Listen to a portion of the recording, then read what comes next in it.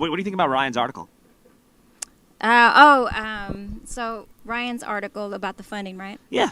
So I just feel that it's an election campaign. I mean, if you're going to ask questions about how the Prop B supporters, like, it's legitimate that business owners have a vested interest in protecting the safety of their employees and also customers.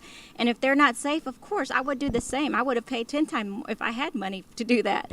But you look at the mayoral campaign for Mayor Adler. 2014, it was 1.2 million. And 2018 was probably almost as much, if not more. Yeah. So why don't we look at a progressive candidate? Why don't we look where his revenue source was? He has vested interests. People who supported his campaign. And the Travis County DA got extremely well funded. Yeah, extremely well funded and got a ton of money from out of town.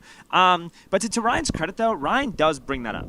Yes, he needs to. To Ryan's credit, so my take on Ryan's article is I think it was actually, if you actually read the article, it was a really good article with an extremely inflammatory headline to get as many people to read the article and comment on it as possible.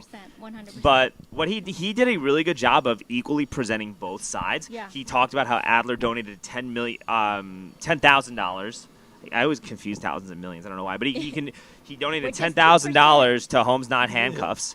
Right towards the end of the campaign, and he did a really good job of listing the concerns that people felt about the homeless. I think Ryan's article was really good, and I think he's gotten a lot of hate and criticism from it.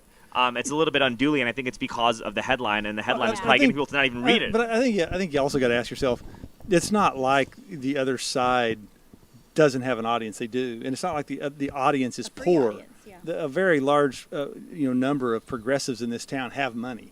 Yeah, that's why we can afford to have these debates. If we had no money, we wouldn't be talking about what we could, spending tens or hundreds of millions of dollars on homeless. We have the money, so you ask yourself, why was there not more money? And I think that's another side of the conflicted progressive position, where you have progressives who are rooting for this sucker to pass, but on this, one vote, they just couldn't bring themselves to vote yes. But you keep doing this, and they will. And I think it got a lot more money because people just didn't want to donate too.